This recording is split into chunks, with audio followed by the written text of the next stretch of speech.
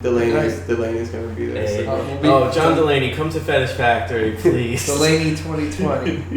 It's your only Find him on the DMs. It's your only chance of getting 2%. Okay, 2%. Wait, no. If Delaney DMs every single person on Twitter, I think he has a shot. John Delaney's path to 130,000 donations is 130,000 DM slides just asking WYT. Yes. That's it. That's our advice for Delaney. Delaney, do them DM slides. Don't even slide. Just walk right the fuck in. Just walk in. State your case. Say, I'm here. I think I think you are picking up what I'm putting down. Oh my god. I'm endorsing Delaney. Delaney, never stop thoughting. Always be on main. Delaney is thick. Delaney is thin on policy, but thick on energy. And forehead. I look forward to 8 years of his presidency. High energy. Dude, fuck that. It'll be like an FDR do-over. Yeah. 4 terms, baby. 4 There we terms go. for Delaney. There we go.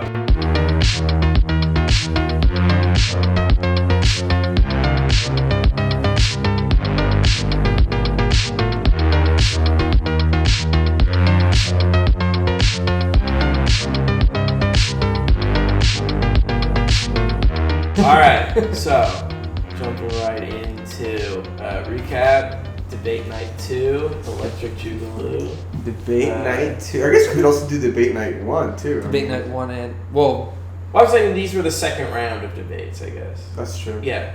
So, alright, second round of the debates. This is... oh, God.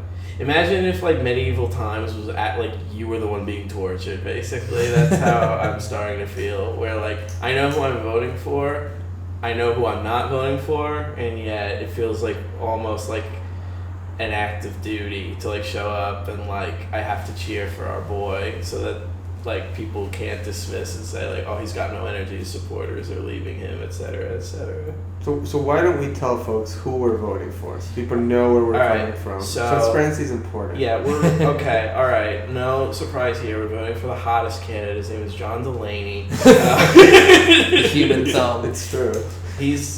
I don't know what really any hot. I don't know what any of his ideas are. I just know that I've had really weird dreams about the Boss Baby movie, and when I look at his face, it brings me back to that. He looks like Mickey Mouse and Boss Baby. Yeah. No, we're this is a Bernie house. This is Burn Town, baby. This is my house, and this is Delaney house. This is Delaney house. Yeah, it's Bernie house. Again, I confused them. Is this Iron? Delaney 2020. Yeah. No. Yeah. The premise is that there's no reason for him to be on the debate stage because he has no ideas. He has no reason. He has no major backers. He has no real supporters. So the reason he's there has to be he's the hottest one, and they need ratings. Oh, I see. So they're basically trying to force Beto to drop out, basically, by bringing Delaney in. He's the hunk. Sounds like the hunk CNN. lane. That's They want the ratings. Yeah. As Mark Levine calls it, the constipated news network. Daddy didn't like the debates. So the first debate, the first night, it was just Elizabeth Warren and Bernie Sanders against everybody else.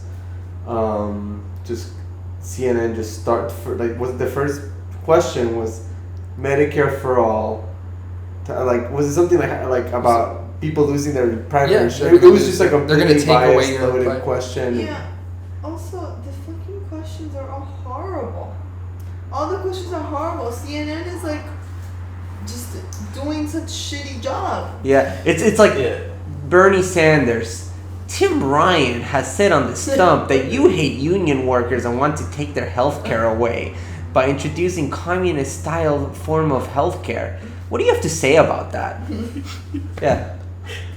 This leads to a productive discussion, that's for sure. Yes. I would just love someone to say, who gives a fuck about what Tim Ryan has to say? Bernie kind of did. I wrote the damn bill. That was a highlight. They literally smoked that on a sticker. Yeah. And then Tim Ryan literally tried to do a response sticker. You don't have to yell. It just got roasted on Twitter. You do have to drop out. Yeah, you do have to drop out. Please drop out. Instead of please clap, please drop out. Please drop out. Here's the thing. Well, I mean, we all saw it. Like, they were trying to pit Bernie and Warren against, quote unquote, like the reasonable politicians. They did not take the bait. It was a bad night for reason. Ben Shapiro cried all night. Logic and facts were destroyed. Clear winner for me, Bernie Sanders and Elizabeth Warren. No contest. Yeah. In the never-ending battle of facts versus feelings. Yes, feelings won. Marianne Williamson delivering the final blow on behalf of feelings. Yeah, Williams and mindset defeated Shapiro mindset. The first night of the debate. It almost feels like when I watched the post-debate coverage, when they were just like, we really don't know how voters are going to respond to this. It was so the opposite of last time when they were like, big night for Kamala Harris, Joe Biden's candidacy in trouble. And it's like, it was as clear as day. Sanders and Warren spent the whole night spanking not just the other candidates, but the moderators themselves. They're like, who knows? Maybe they go up, maybe they go down. Who knows? My favorite was when Bernie took a jab at the host. Jake Tapper, You over here selling yourself to those goddamn pharmaceuticals. I'm calling you out, bitch. He called Jake Tapper a hoe for pharma. It was so good. Jake Tapper was horrible, man. Every non-CNN outlet that I saw when they were going through their list of losers said the moderators themselves were the biggest losers of the night. I thought I could not hate a debate format more than the first debate, but I was wrong. I hated the CNN debate. You had 3 words and then they moved on. Yeah, it was insane. The Intercept had like a one piece that was like, the title was like, candidates, what's your thoughts on the Middle East? You have 30 seconds. Right. It's like just insane. Like there was nothing substantive. I've learned nothing. There was no catharsis in the words of Patrick Bateman in American Psycho. It was just a complete waste of time. No, yeah. It was pretty bad. Jake Tapper has done that before where he's lied about Medicare for All, where he's gone on and done like a fact check thing where he's like, they're going to take away all of your health care when that's not what's happening. We all know that it's like a slow incremental move towards Medicare for All. Nobody's losing what they already have like out of nowhere the second they vote for Bernie Sanders or Elizabeth Warren. So yeah, it's kind of disturbing because you consider Jake Tapper should be more of like, he's not at least fair. You want him to be fair, but he didn't. Yeah, he just doesn't seem like he's being fair, and it's pretty obvious that both CNN and MSNBC don't like Medicare for All or Bernie. And I hated Delaney, even though I could respect his just like brutal honesty and his out of touchness. I still hate him, but like. The person that really irked me was Tim Ryan. Oh yeah, because he kept going back to that like union messaging, like you want to take the healthcare that these union workers have fought and bargained for. I'm like, dude, you're so like no union fucking workers like think like this. Like you're fucking disgusting. Like he's out of touch. It's fucking. It's not just out of touch. It's Delaney's out of touch. It's just that's dishonest. Yeah. It's dishonest. It's a grift. Like you don't like it, it's just gross, and as a former union organizer, I say this. I'm not, I worked for a labor union. Like it's just gross. Yep. Like if I would have had still been working for SEIU and watching this debate, I would have been like, I'm really pissed off as a union organizer. Tim Ryan seems to think it might be that there's only one type of voter, and it's John Goodman's character in The Big Lebowski. Just a guy who hangs out at bowling alleys and is about to snap at the first sign of inconvenience. Yeah. Like, hey, your health insurance, you have to switch your cards, and it's just about to explode. What the fuck? Am I the only one who gives a shit about the goddamn rules? Tim, you don't have to yell. Yeah, Tim, it's a movie. But Delaney, am I wrong though that Delaney is the one who has actually made money off Yes. of healthcare? So Bernie said that. Right. And Bernie called him out, Mhm. but I don't. What are the exact? Do we know the exact stats? On I this? don't know. I just trust Bernie. I Bernie trust. No, whenever I he saw says. an article came out today, and if we have time, I'll pull it up. yeah. But an article came out today that Delaney has spent his life making money off of the healthcare industry, so of course he's trying to protect. He's the the insurance richest company. member of Congress, I think, or the House. And apparently, I also read a stat that Tom Steyer gave Delaney a shit ton of money at some point. So Tom Steyer also has been kind of propping up Delaney at some point in his career, which is also bizarre, and now he's jumping into this race. This is an act of charity on behalf of Tom Steyer. He's like, listen, I'm not going to get on the debate stage, but I can at least give them, Send Bernie versus Delaney was like Edward versus Jacob for me all over again. It's just two hot men going at it. I'm like, I can't watch this. It's too sexy. I'm getting hot. Yeah. No, So wait, which one's which? Is Bernie Edward and Delaney's Jacob? yeah, correct. Okay, so- Bernie's the vampire who will live forever. And I didn't watch the movie, read the book. So it's Edward who gets Bella. Edward gets Bella. So Okay. Bernie wins in the end, basically. Okay. Yeah. Okay. Jacob is cooler though. Like John Delaney. No. Is Jacob the Bernie's werewolf? the I'm coolest. also kind of Yeah, lost. Jacob is the werewolf. I do know that. Yeah, Bernie's cool. So Bernie should be cool, but also get the girl. Well, I was the, kind of team Jacob low-key, but not really. I don't know. I feel you. They're both very cute. Jacob was buffer Yeah. though. I don't know what exactly John Delaney's job history is. I just know that he worked in healthcare and is worth $95 million. So I know he's evil. Yes. That's all I need to know.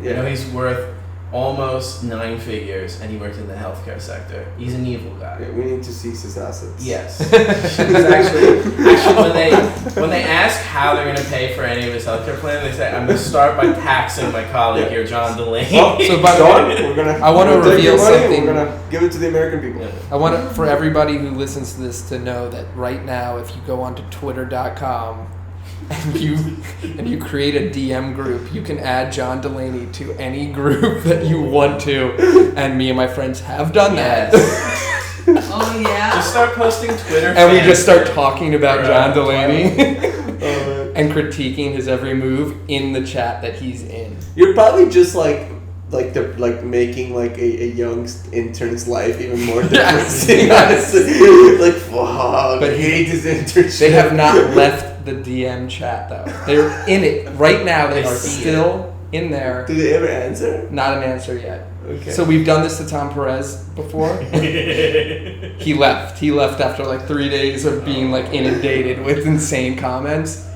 Delaney is still sitting in these DMs, so I think everyone should do this. Everybody who listens to this, add John Okay. Delaney to your chat group. It's gonna end up title the chat group. Please drop out. Yeah, no, that's what we did. We did. I feel bad because like his campaign will end because the only person he's probably has on staff is like a college intern who's like, listen, I have to go back No. to school in August. No. He's actually been running for So president longer than any of the other candidates. Whoa. He spent like a I don't know how many millions, but like a substantial amount of money on this. He has a full-fledged campaign. That's what he's visited all of like Iowa's 99 counties. Like that's what makes it extra funny that like he's actually spent a lot of money. shit ton of money, has been campaigning for the longest. Like he has a full-fledged campaign with like staffers and a structure, Yep. and just cannot crack past 1%. Like it'll probably end because he won't get on the next debate. Like he's not getting. Well, I mean, I could be proven wrong. He's You getting know, used save though. this in case I am, and Yeah. you know, fuck me up with it. But he's probably not gonna get 5 polls that poll out over 2%, and he won't get on the debate, and that'll be it. Yeah. Unless he wants to do like Tom Steyer mindset and just keep going. But What is going on with Tom Steyer? I saw him on an interview recently where he's like, MSNBC shockingly was pressing Steyer during an interview, and they were like, "What if you don't reach what I guess it is the 2% or whatever?" And he's like, 5 polls that pull. "We're gonna and the fundraising, you have to like reach whatever individual donations." Yeah. And they're me like, too. why would people be giving a billionaire money? Why should be people? And then he's like, don't worry, he kept literally just repeating, we're gonna make it. Does Well- that mean he's just gonna put $1 every day in from? Well, no. Well, he got in too late to qualify for the second debate, but his strategy is gonna be to like put out a shit ton of fucking ads on CNN, which he has been aiming at boomers, and then blanketing the internet with like short digital ads on Instagram. Yeah. And he's just gonna do that until he fucking gets enough. And he's asking for $1. So he's like, give me $1. So he's gonna do impeachment mindset on like, centrist, like Mueller, like loving liberals, and hope to get that 1%, hope to crack that 2% with enough TV ads, and hope that he gets on the. And then he probably thinks, in his narcissist, delusional mind. I don't think Tom Steyer is evil. I just think he's like an egocentric billionaire. He probably thinks that like if I get on stage and I talk about impeachment, like the liberals will love me because they're outraged about Trump just like I am. And like no, like that's not like no one cares, Tom. No, that is pretty much. A lot of them are hoping that people just hate Trump enough that they'll just vote for some safe choice. But yeah, Tom Steyer, especially I've seen on MSNBC. Also, I will mention I don't like MSNBC, but I am monitoring it. Almost every segment.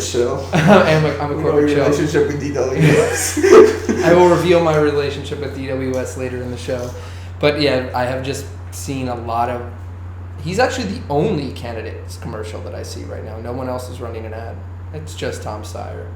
Well, I'm running ads in the belly of his beast, by which I mean I'm going into Starbucks and asking to use the bathroom and taping Bernie 2020 signs on the inside of the bathroom doors. Oh, we should make that an action. We should make that an event. Why not? Yeah. Yeah, just get kicked out of Starbucks because we put all the Bernie signs on the inside of the Starbucks bathroom doors. Flood Starbucks with Bernie 2020. Yeah, we should tag Tom Steyer in the Didn't photos. like conservatives just do something stupid like they whenever they like order coffee like they like would say Trump is their name. So my my name is MAGA. Yeah. I mean, honestly, like I worked at Starbucks. Like if you would have done that, I wouldn't have called your name. Yeah. I would have just called the drink. Would have been like Yeah, but here you are. venti, like cafe mocha, whatever. Just put your name like that Yeah. shit down, and it's up to you to pick it up. Like It's better it's than not like a note. It's better than when they would go in to like yell about the Christmas cups with everyone Oh my happy God. about it, being like, God. oh, this is very clearly like pro-Syrian refugee propaganda. Like, it's better than that. So anyway, first night, Bernie won. Elizabeth Warren did amazing. They were both the winners in reality. They both filleted Delaney. Yes. Yeah, Delaney fucking sucks. Hickenlooper sucks. Tim Ryan, you're a Ryan fraud. sucks. Drop out. Drop out scrubs. Everybody else sucks, but Bernie and Warren. Thoughts on Yang? solid. Well, this is second night. Yeah, so that's that- what oh, we're sorry, doing. night one. Alright, night one. So Oh, we forgot Klobuchar. Please also drop She, out. by the way, She was so qualified. I don't even remember her speaking, but she qualified for this next debate. Cool. So she's back. fuck.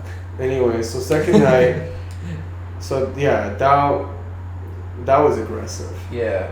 I'm Oh, pretending it was because I deliberately did not watch Okay, yeah. this, So but- 2 of our podcasters did not I watch the watched. debate. We just spent like 10 minutes lazily watching debate recaps for them. I don't think you guys actually watched them. I watched the Okay. recaps, yeah. I was a little distracted. I had a baking party, so we were gonna watch the debate instead. We just baked because we were so frustrated.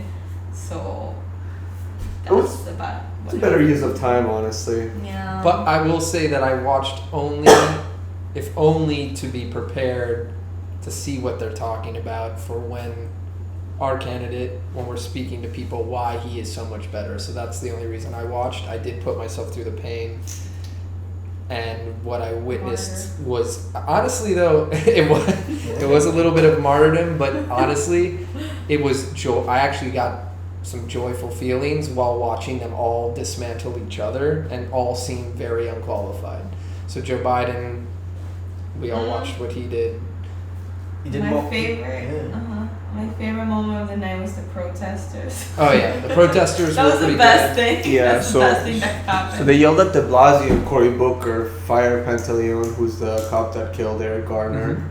And then I think people from Cosecha yelled at Joe Biden 3 million deportations, which are the number of deportations under Obama, famously called the deporter-in-chief. And Joe Biden has not acknowledged the horrible policies of Obama-era immigration laws and the detention and deportation machine, and how they've expanded use of for-profit detention facilities. There was an effort to roll all that back in the second term, but it wasn't robust enough, and the damage had already been done. And really, he should come out and acknowledge that they fucked up a lot of people's lives. But he continues to evade and to defend the Obama record, and it's upsetting, and it shows that things wouldn't change if he was president, because he at least from the Obama era, I think things would get better than the Trump policies, of course, but it wouldn't be a significant change from the Obama era policies. We do need to change also, because if you don't even acknowledge it, then how can you ever address it? Exactly. And he also had the weird comment where he was like, I advised Obama on that, but I'm not going to let any of you, hear about that. Oh, yeah. That's between us, confidentiality. And it was just, his whole approach to it did seem fake, and like he was covering up for bad things that had happened during his watch. And it was weird. He kind of did try to put it off on like Obama was the president, but then he jumps back to clinging to Obama when he needs protection for anything else they call him out. That was when he told our favorite Marxist-Leninist running Dulce that his conversations with the president were private and conversation. He even had a little dig. We all know that you would say stuff, fucking New Yorker with the big mouth. Hey. And then over that, he had like a bunch of like digs at like the liberal elites in the He pretended he was like some like small town guy. He was like, I'm from Delaware, come on. No, I'm from a small town called Greenpoint. Like Kamala at one point was like calling him out on his shitty healthcare plan, and then This is Biden. Kamala was calling out Biden, and then Biden called out her shitty healthcare plan, and they both made good points attacking each other, but like Because they're both shitty. yeah, exactly. But Biden was like, I don't know the kind of math that y'all are doing in California or New York, but under your healthcare plan, and I was like, what the fuck does that even mean? Like, he's trying to be this like a. your voters are in those areas, right? Like, why would you attack those people? Maybe Common Core was a mistake. Yeah. After all, they can't do math in the big states. Yeah, anymore. seriously. Yeah, robust public education sucks. He was pulling a Trump. He was trying to claim that the liberal elites in New York and California, No, actually, Trump defended. I don't know if you remember, but when Ted Cruz talked about New York values during the debates, Trump was actually like, Ted, there was great people in New York. We all came together during 9/11. I was there. I personally pulled people off the rubble, Ted. So New York people are great. And then when he went to the New York primary against Ted Cruz, when it was one of the last ones, he actually used that against Ted Cruz. He was like, folks, remember Lying Ted? He was talking crap about us New Yorkers. Yep. And no, Trump defended New York. There's 3 values in New York: jumping turnstiles, dollar pizza, and giving Freedom Tower the big middle finger. Yeah, and you forget, you can swipe people now. Swipe it forward or whatever. Yes. Campaigns. Mm-hmm. Solidarity with expensive ass MTA prices. Shit's outrageous. So I saw 2 highlights. One was when Joe Biden said to Joaquin Phoenix, you got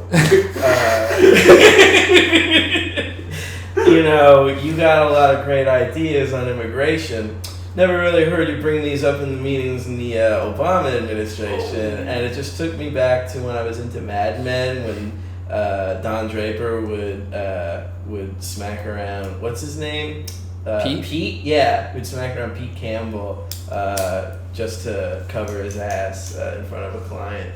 The other one was Tulsi Gabbard going after Kamala Harris. That was a beautiful thing. I feel like, we use this like phrase criminal justice reform, but like healthcare, like immigration, like I post about it on Facebook. What we are actually just talking about is like human rights. Like, how do you treat human beings and why do you treat them that way?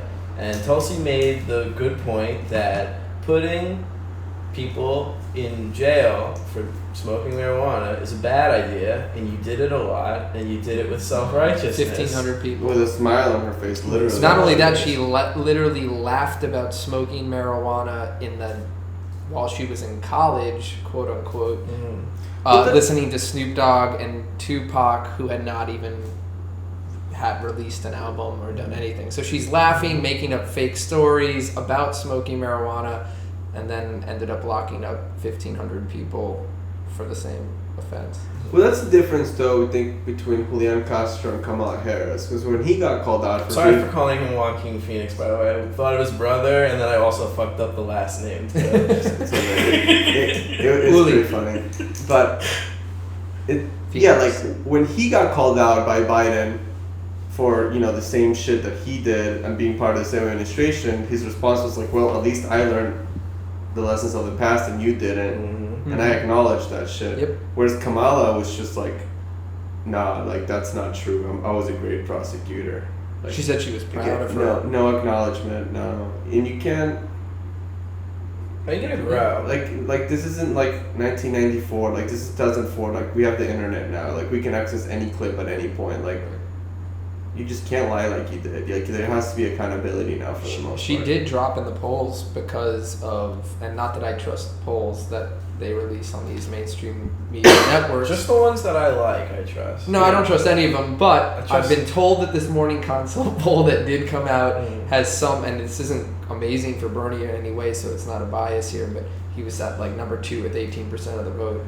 But Kamala did drop, and the better point of what this poll showed was that Elizabeth Warren gained off of Kamala's drop. It wasn't that she was taking from Bernie. Bernie has not lost one bit. The poll shows he's stayed exactly where he's been the entire time. Disciplined. We're disciplined. But the Kamala... The complete. Russia has infiltrated. Yeah. But though I think Russians have a lot of disciplined folks. I think that there's a lot of crossover between Warren and Kamala that people aren't discussing in the media. And I don't think it's necessarily that Bernie's losing when Warren rises. I think what's going to happen is that Warren does speak to a lot of the people that liked Hillary Clinton last time, but still hold somewhat of a grudge towards Bernie. So we just need to work on outreach in that way. And I think that the best for people that support Bernie, which everyone in this room does, but I think the best thing we can do is support Warren, which Bernie has recently when Liz Cheney attacked her, which we can talk or not talk about, but attacked her the other day and Bernie came to her defense. I think we need to defend and then just also expose why people shouldn't be supporting either Joe Biden or Kamala Harris. Yeah, I agree with that. I don't think we win anything out of attacking Warren. Yeah. Like, she's clearly not the enemy. It's just that Bernie's just more left than her, but and she has a better record. Wonderful president. Yeah. But yeah, I agree. I also think she's just a better person than the vast majority of those candidates on the stage. Yeah. Like, just, this is, okay. A little later, but eventually the field will narrow. Mm-hmm. I definitely see a future in which it's just Biden, Bernie, Warren, Harris, and Buttigieg. And at that point, it's only one of these people can win. Like, you have to pick one. And when they tell you, why should I pick yours over the other, we are going to have to make a case. That day is not today. Today, we stand with our friends on the progressive side, but that day will come when the field narrows. You get down to those few, and Absolutely. You're going to have to make a case as to why one is better than the other.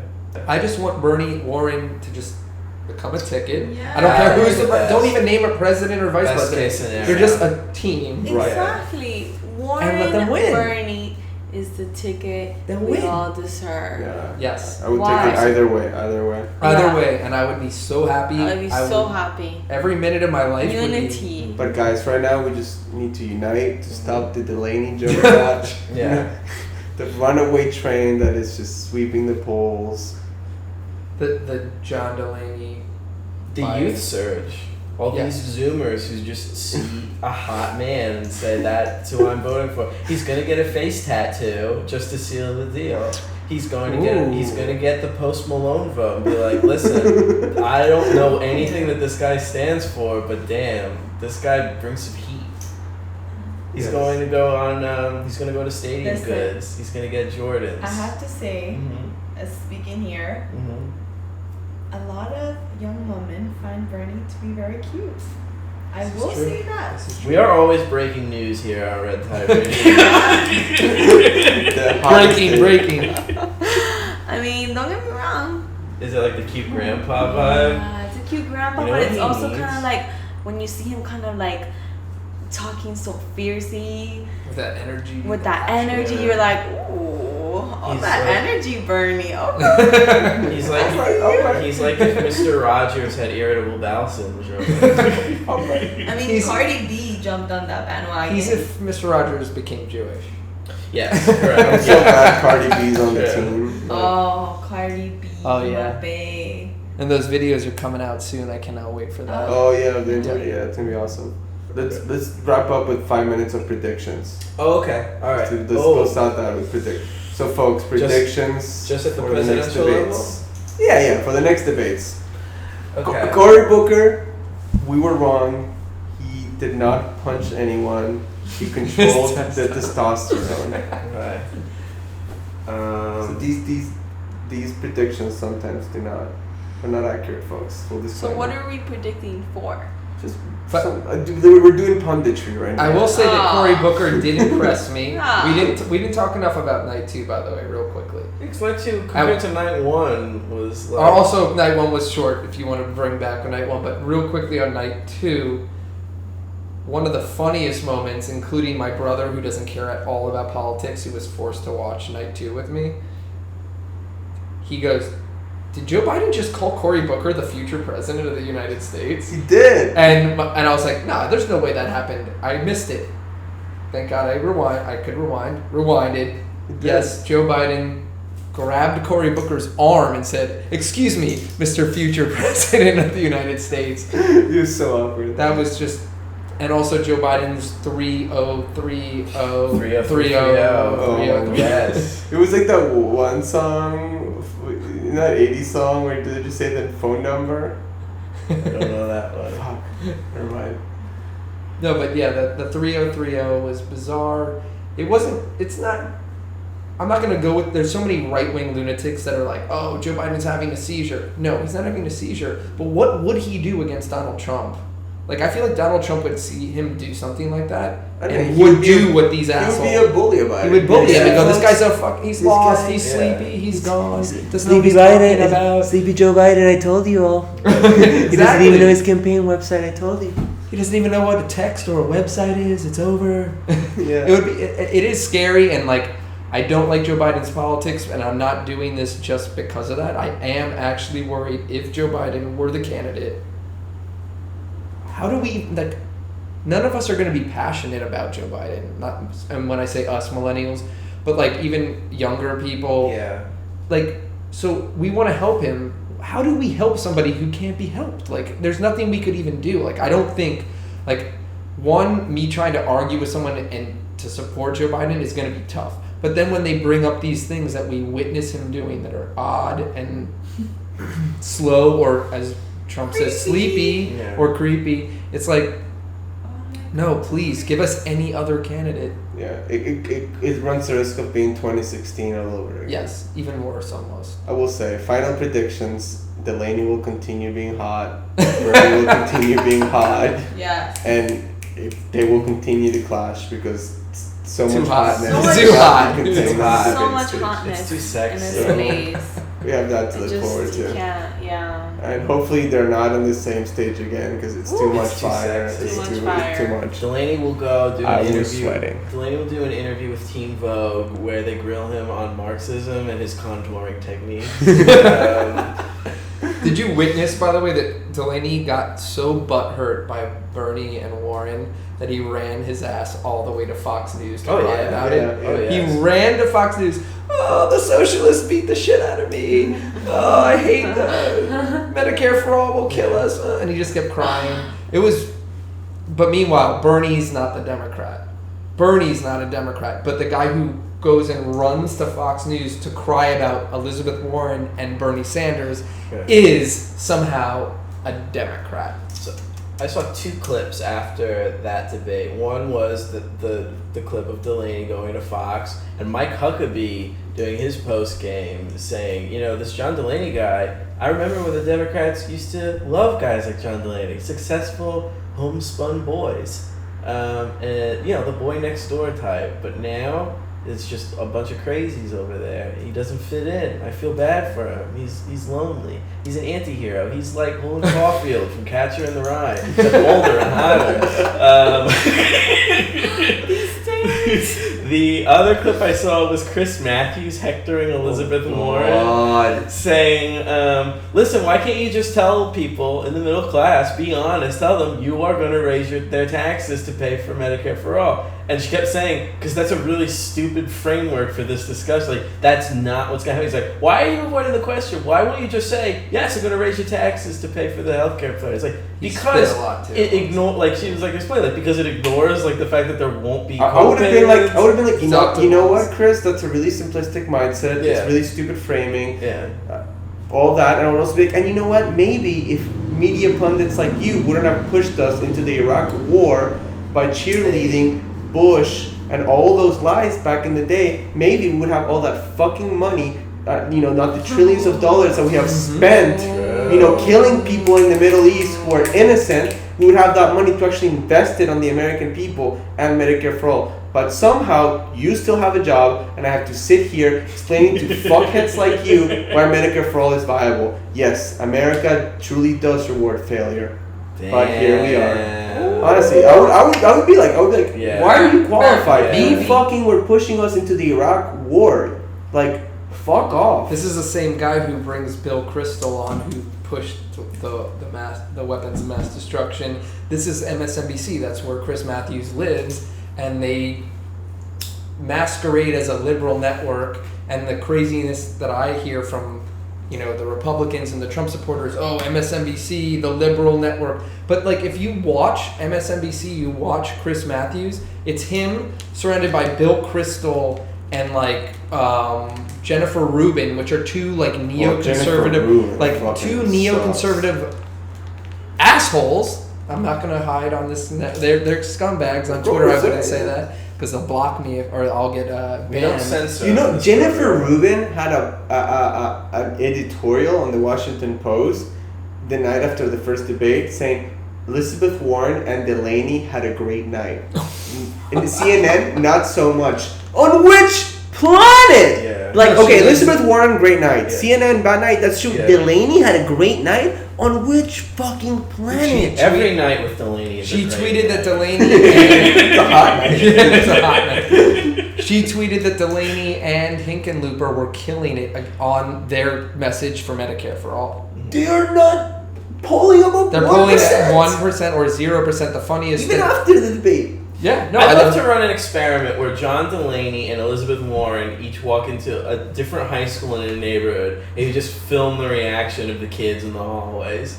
They would love Bernie. Yeah. That would be so lit. Yeah. But the thing is, like, people like Jennifer Rubin have to acknowledge the progressives carried the night. So she goes after for Elizabeth Warren because they have to acknowledge that we killed it. Yep. They leave out Bernie completely. In the article, she talked about how Bernie was too angry, and then they have to, they like their thing is to push the centrist narrative. So that's where she sneaks Delaney in, and he's the common sense, practical guy. But guess what? Feelings did not care about the facts, and we won the night. Yeah. See, like they do it a lot on NPR too. I've noticed. It's disgusting. They just, I'm like, It's guys, very what are you damaging doing? to Like, building an actual left project in this country No, that like really cares about working class people. NPR, MSNBC, CNN are not the liberal bastion that the right wants people to believe, and that's one of the biggest things that people, I think young people do understand it, but not so much, because I know a lot of people that are in my range that I speak to, and they're like, oh, NPR, that's where I get my news. What do you mean? That's liberal, that's left. I'm like, no, not really. MSNBC, the same thing. I'm like, no, they're delivering, they masquerade as left while pitching a very centrist. I mean, MSNBC, Comcast gave Joe Biden his first fundraiser right out the gate. Time Warner, which runs CNN, gave Kamala Harris a bunch of money already. So like, if you just look at what's going on, it's like crazy that we have networks that are considered left, but they're obviously favoring one candidate by giving them money, and obviously smearing Bernie Sanders. And now, that first they were kind of propping up Elizabeth Warren, and I think they were doing so just to kind of divide the left, and I still believe they're doing that. So anytime I hear them speaking, well about Elizabeth, I take it as like, yeah, you're only kind of doing this to divide us, while you also prop up people like Kamala Harris and Joe Biden. And where I watched an MSNBC panel this weekend where they asked who won the debate of both nights, who won, and every single person said Elizabeth Warren or Joe Biden. And I was like, fine, the Elizabeth Warren part, but who on earth watched that debate and thought Joe Biden won? Is anybody on earth think Ridiculous. It's malarkey. What it is? It's It's malarkey. malarkey. Yeah.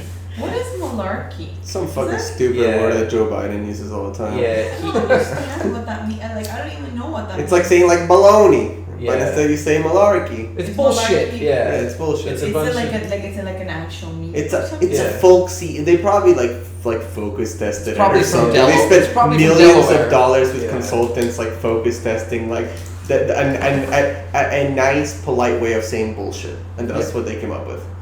And he But used it before. he I'm uses all the time. I'm not like I don't know Biden's full history, but I remember there was a moment where he specifically used it. At the that DNC, Yeah. during his speech. Yeah, I mean, I do think it's, in a way, it is good that the media is propagating Elizabeth Warren, because it does validate a lot of her ideas. True. So that, We forgot a very important portion before this ends. yeah, we do The need to. guru of love. Oh, been left yes. out from the conversation. What the? Okay, So yeah, glad I'm let's here do to that, and remind then we you have to all. move on to the next section. But yeah, we do have to talk about Williamson, so that's a really good flag. No, I just wanted to bring it up because Williamson is bringing the power of love. Harrison, the power of love. I feel We need more of that. I'm not saying that obviously I'm not for Williamson. I mean, the girl's got some issues too. But I do think that Anti-vaxxer. yeah, it's bad. So, Against but I do depression. think that we have to focus more on people want that. Like people do want that. People like what we're talking about, facts and feelings. Like they want people. That's what Bernie killed it too, because he was speaking with emotion, with feeling, like the anger. Like people are angry. They live in a country that's going after them. So we need to leverage that, but we also need to leverage the love.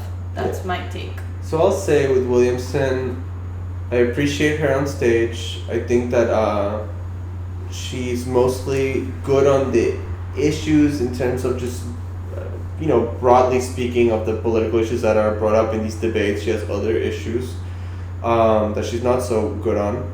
But most of all, I appreciate her on the stage because she's weird as fuck, and she weirds out the other candidates, which is hilarious to watch. They do not know how to approach her or deal with her. They don't even bother. Her accent is hilarious. What can we? It's just not talk about a that? human What is accent. that accent? So it's amazing. What is it? Yeah, it's awesome. I don't know. Does anybody know? I love Yeah. listening to it. It's a Baltimore accent. It's very much like a greater Mid-Atlantic region accent. I feel very It's a confident little saying. strange. Anyway, and then she does always bring reparations up, and she Yes. speaks at it from a very, we need to acknowledge the horrible injustice of slavery in this country, which I really do appreciate, though, that she keeps forcing the other candidates to talk about that shit, because it's true, America will not heal unless we Exactly. we have to. I think because she talk comes about from like the whole like self-help, like chakras, healing, like from that whole mindset, we're not gonna be able to move forward unless we're actually taking clear like policies that address the harm that was done, and that's how healing will happen. So I think that's probably why she's so focused on that, because she has that type of mentality, relative to others. But I was so disappointed where she was like, I'm normally with Bernie and Warren, but on the Medicare for all. on the Medicare for all, I was like, what are you talking about? No, that was not. This is our signature issue. And then she also said something weird about like some Democrats won't. Kind of thought she was kind of taking a shot at like Bernie or Elizabeth to a degree. Yeah, the healthcare situation. I was like, come on, you know better, sister.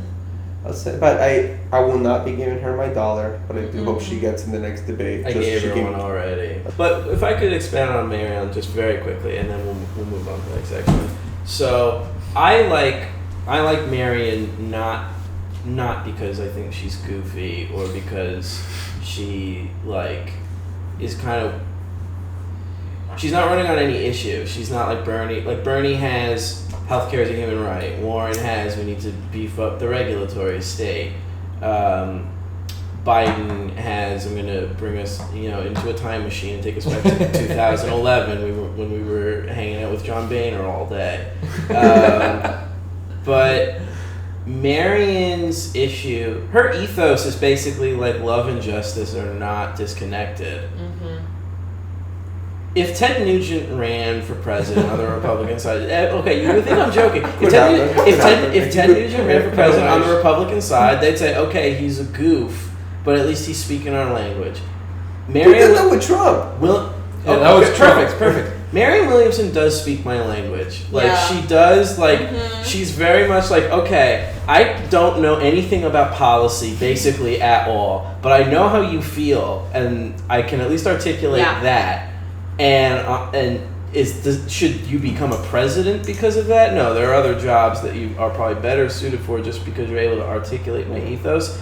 But when Marianne Williamson speaks, I do feel as though I'm having my own feelings spoken back to me, and I feel less crazy because I feel like my mind has turned into soup since Donald Trump got inaugurated, and she basically is like telling me you're not alone in how you feel, and we can all come together and build something greater. Do I know what that thing is going to be? Not really, but you're at least your heart and your mind are in the right place, basically, and that's not. I think that is honest. Like for all the talk of like chakras and orbs and what have you.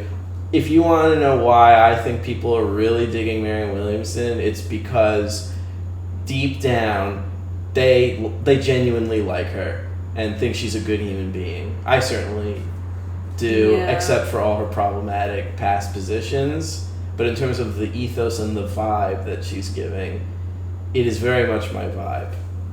And so I will stand for Williamson mindset in that regard. I do have a counterpoint. What? My counterpoint is that Marianne Williamson is in the Oprah grift world. Yes. And the self-help grift. Yes. And more importantly is that Bernie Sanders is actually that ethos. Bernie Sanders is that real thing, and I think she is more one of these like Dr. Phil types that was created by Oprah. That's like, she's talking about things that hit us, but it's not real, and that's why she will fade. That's why she will. She's like if Bernie was a therapist, basically. Right, yeah, exactly. Like, her policy positions like on healthcare are bad, and that is my litmus test, is where you stand on healthcare. Bernie can articulate a vision of working class solidarity. Yes. But that's external. That's all of us coming together. Marion is articulating what I feel when I'm at home, and Donald Trump is Yeah. sending love notes to Kim Jong Un, and I have to feel guilty about secretly liking that he's doing. Yeah, I know. I am too. I'm like, it's better than war. So yes, And I just want to read those letters one day. I do too. I do too. I hope they're instantly declassified. They will be. Ned's declassified love letters. I'm voting for anybody who will declassify True. all of Trump's. You're good. All right.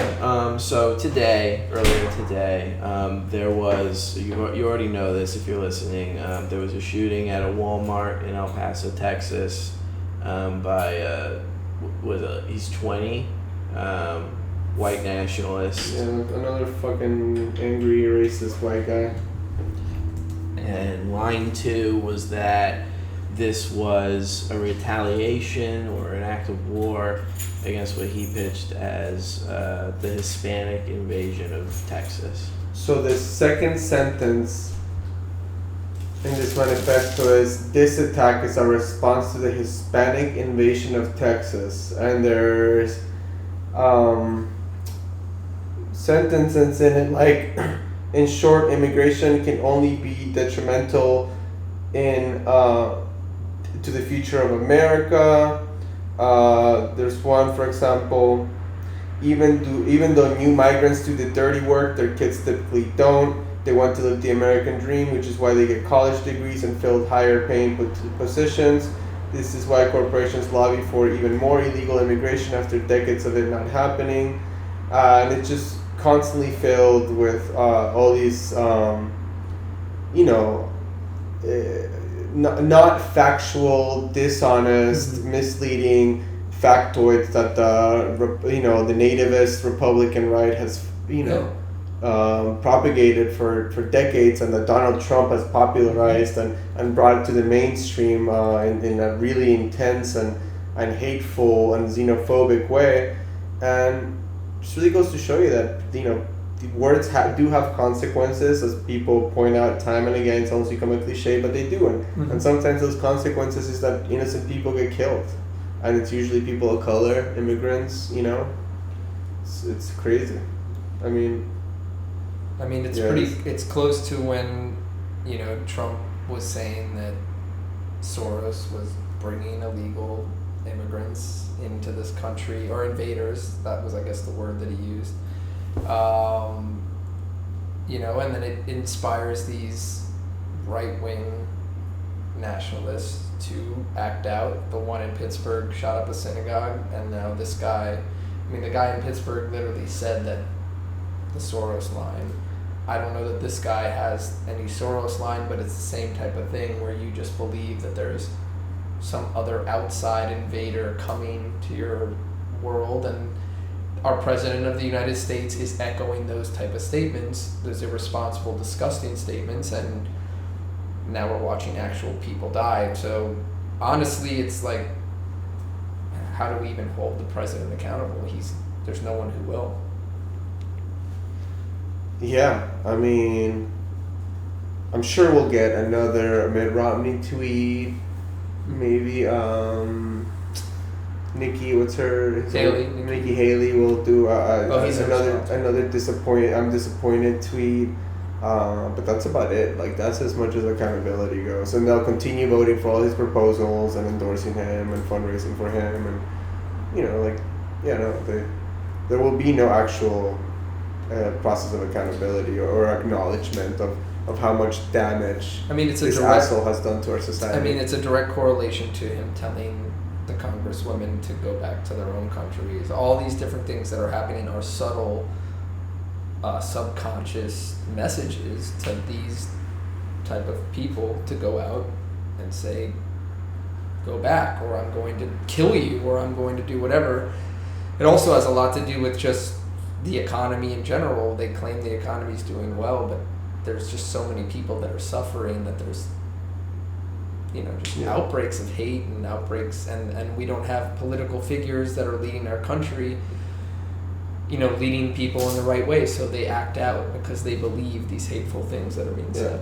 Which I have to point out, the MAGA people, the economy is doing great. Trump, we have to re-elect them, the best economy ever, but immigrants are destroying the economy. Right, exactly. The hypocrisy. Which one is it? Is the economy great? Is everyone doing great? Has Trump made America great again? Or are immigrants destroying the economy? There's no jobs because the immigrant. Which one is it? Every time these shootings happen, you're overcome. You see the death. I think the death toll was 20 for this one. Something like that, yeah. You're always And growing possibly because it was critical. People die in the hospital. Your heart is always breaking because families are gonna lose loved ones. People will have lost friends, sons, daughters. The other wave of heartbreak is when you think of how many times this happens, and then it just keeps happening, and it's like Groundhog Day, but Groundhog Day is like a mass shooting. It's like, how many times are we gonna have to relive this? To like that Onion article about like, oh, can't believe this happened again. Like in the only country where this happens regularly, that's gonna get shared around again. Someone's gonna share that tweet about Sandy Hook, that we lost the war for gun regulation when we decided that killing children was bearable. That's gonna get shared around again. You're gonna see pictures of people crying and hugging each other. The parents will come out, or like the community will come out in El Paso and say, we demand action. People will demand action, and then nothing will happen, and then there'll be another shooting at some point, and this will keep happening. I don't know what to do. I don't know if there's anything I can do myself, just as me. I just know that I can't.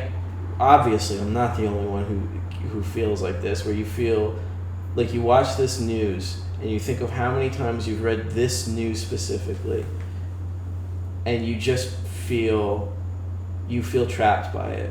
You're like, I can't watch people die like this, and I know I'm gonna have to do it again because I don't think anything's gonna happen to change it. So you're basically waking up every morning and saying, this is another day where innocent people are gonna get mowed down by an assault weapon. Yeah, no, I mean, there's not easy answers. I mean, It's not like I think that you can wave a wand and say, okay, we're gonna make all mass murder go away. I understand, violence happens in the world, even outside of the context of mass shootings. What crushed me was when I realized I didn't feel anything when I read the news. I didn't feel a thing because I'd felt it so many times. Yeah, that's what I was gonna say. Is that it seems. And I knew what the pattern was going to be. We've been desensitized because it's happening so often, and that's even a more scary thing about American culture. Right. Is that like now you're just like, oh, a bunch of people died, and you have to just continue your day. You just don't even flinch. We have to do what we can to pick each other up. Yeah. This was another stain.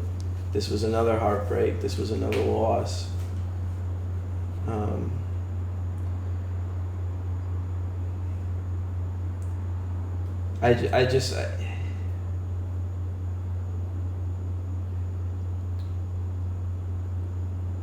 This can't continue. And then you look at the manifesto itself. It's very clearly just a declaration of war on Hispanic people. And if you listen to the rhetoric on the right, there's nothing in their ideology that says this is inappropriate. They're basically saying these people aren't really people. They're here to take something away from you, your concept of a country. So I remember in 2018. I remember Laura when I debated that girl Driana Sixto in Mega TV. Yeah. And it was crazy. It was like towards the end of 2018 when the caravans were happening. And she would it was Hispanic TV. It was like Latino TV, and she was just like talking about like this is an invasion. These people are invading our country. This is a hostile takeover of our country. And I was like. It's like, wow, it's crazy that I even have this person is invited into like mainstream television Latino channel to talk like this. Like this is like this is the other side of this discussion, you know, like that is like validated. Like I'm representing, you know, a statewide organization, you know, immigration organization that has been here for decades, you know, and then on the other side it's like a person that works for Turning Point USA talking about people that are coming here seeking asylum that they want to turn themselves over, you know, they're coming in a caravan all together, they want to turn themselves over to the US government to plead an asylum case as it is their international and US right. And then the other side of the debate is like, this is a foreign invasion, these are barbarians at the gates. We're in trouble, folks. We're in trouble, folks. It's even crazier than that. I've heard some right-wing people being like, not only are they invading, but they have Muslim jihadists that are in their midst, that are manipulating all the people from South America to join them so they can funnel their way into America. And I'm like, holy shit, what the hell? Like, this is insane. This is insane. This is like...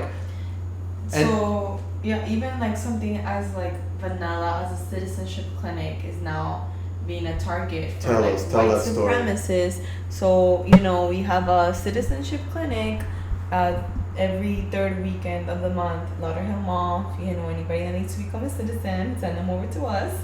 But, you know, it's pretty vanilla. There's nothing radical about it. You know, we're helping people take care of a legal process. Completely nonpartisan, just helping anyone who needs to become a citizen. I mean, very simple things. This woman showed up, this white supremacist, saying that we were busing people from the border. Well, her words, not ours. She said we were busing illegal immigrants. Her words from El Paso and San Antonio.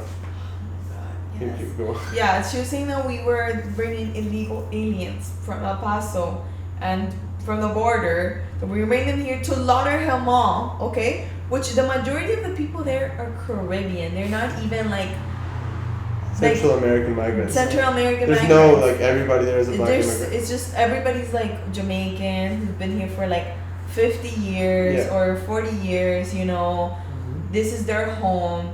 This woman drove there from Weston, so this is not even her home.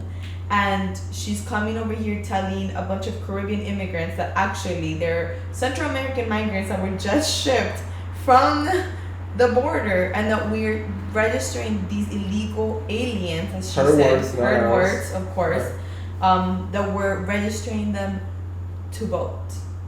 No. She was saying that we were registering to vote as Democrats. Oh, as Democrats, that's true. Yeah, that was the whole grift. And specifically to swing the 2022 election for Andrew Gillum. Not even the 2020 election, which I found interesting. The whole thing was like, this is a ploy to elect Andrew Gillum in 2022. Which made it like, you know, more racist and weird. But like, that is a, you know, we're good organizers. We do our job well, but that is quite the logistical feat, I must say. To and why? Why would we ship them all the way from Texas to register them at the Lauderhill Mall in plain? Why wouldn't we go do this in a back office, even if we were at Lauderhill Mall? I mean, we're literally in the middle of the mall, like in the middle of the mall, everyone can see, everything's crystal clear. Like in front of the stores, like it's on the mall. I'm like, why would we ever do this? I mean, wow, do we have that much capacity to drive people? But I mean, people felt really thrown off by that because this is their community. Right. These folks have been living in these communities forever. This is a very Caribbean, African American, but you know, very heavily Caribbean community, Black Caribbean community, and this woman is just showing up and saying that they're Central American. Oh yeah, folks from Lauderhill were like, these motherfuckers are emboldened enough to come to Lauderhill Mall and pull this shit. Like, this is crazy. This woman came up to her and was going ham. Like, they're just coming into like Black and brown communities and just fucking like harassing Black and brown folks. It's crazy. This is what Donald. The truth about, like, we can make jokes about Donald Trump, and you know, the sickest part about it is that he is emboldening, you know, hateful I don't even know what to say, but just hateful human Yeah. beings. He's inciting them and emboldening them. Well, These people that are some of them are hurting. They are hurting for real reasons. But what he's doing, instead of like letting them realize that they're hurting for the real reasons that they're hurting, he's making them think that it's because of outsiders, or it's the classic scapegoat. It's the classic what the Germans did. They were like, yo, the That's economy so sucks. sad. It's the Jews' fault. It's the same thing with Donald Trump, and now there's people really believing it and hurting real people, like the shooting today. And that's it's just disturbing. scary. Like, we already had this woman showed up to a citizenship clinic. Mhm. Like, I mean, I don't like to think about it, but what if somebody else showed up with very like violent intentions? Yeah. Could happen, honestly. It Yeah, could honestly, happen. could. It's really scary to think about that. Now we're gonna be in a citizenship clinic, and you know somebody could show up that is part of these emboldened people to come and hurt us. Like, it is really fucking scary, and that's something that is Yeah. the reality now. You know what? I saw this article today in Talking Points Memo, which I mean, it was like a little corny, but I thought it was cool.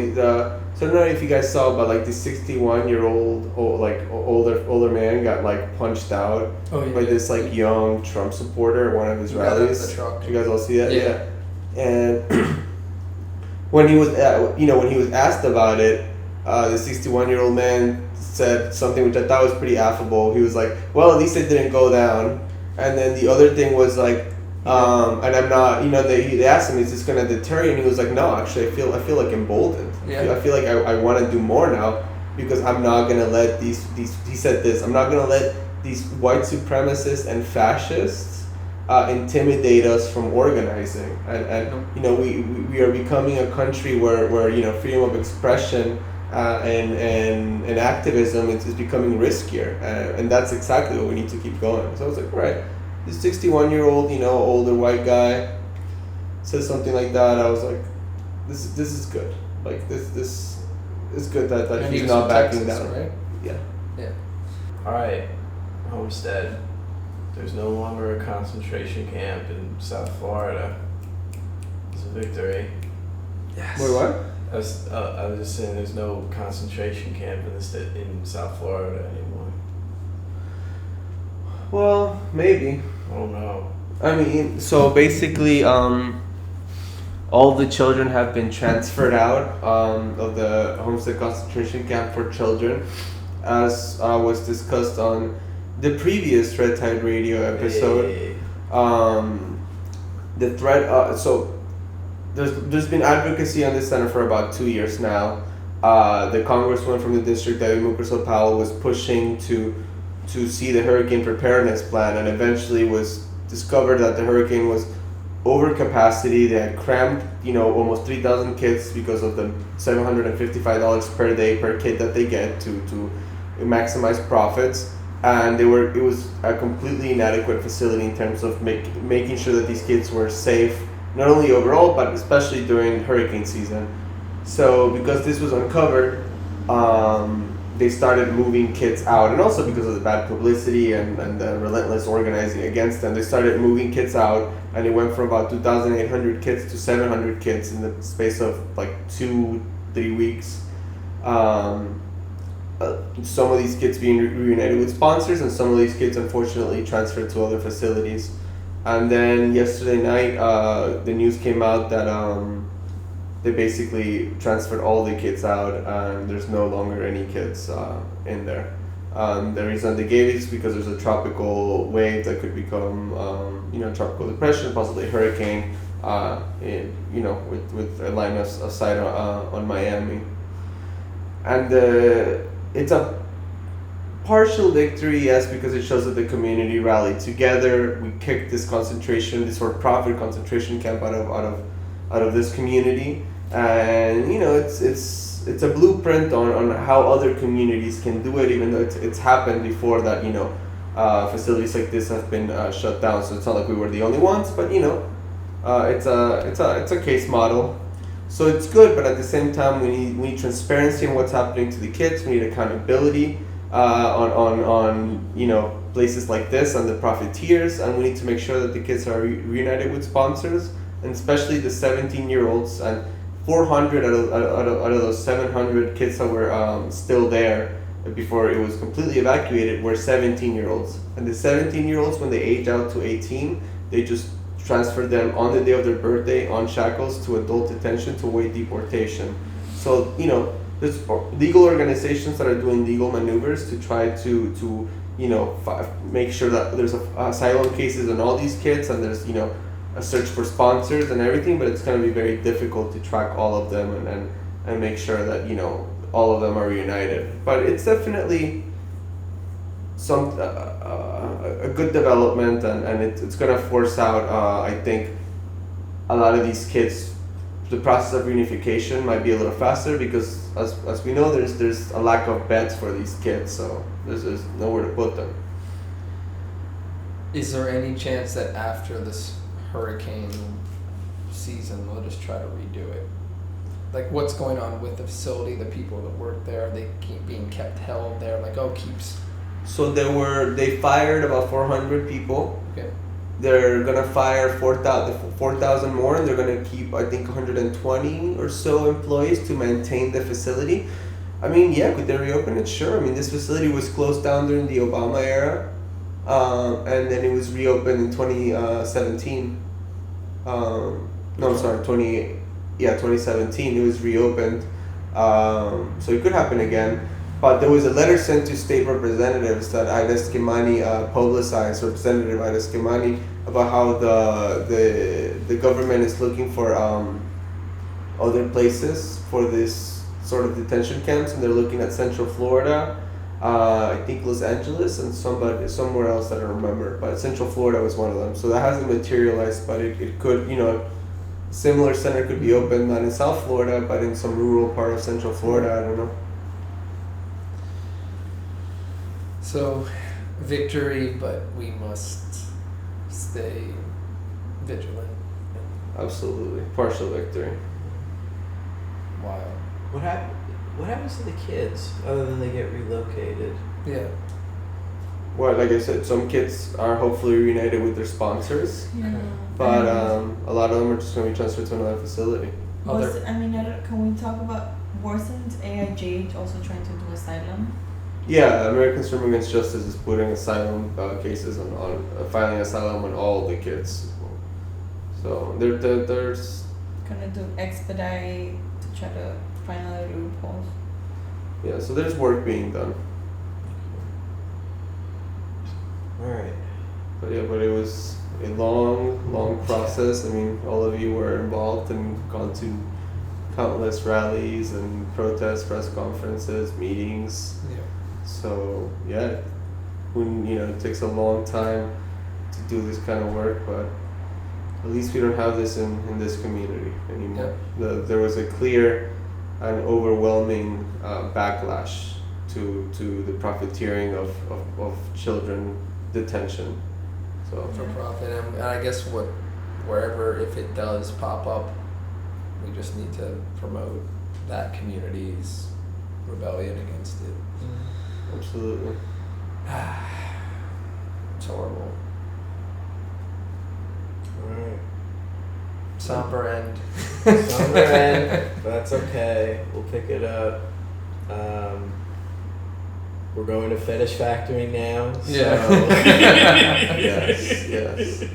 We're gonna get tied up, stepped on, slapped around, feeling so bad that we feel good. Yeah. Alright. Have a good night, everybody. Night.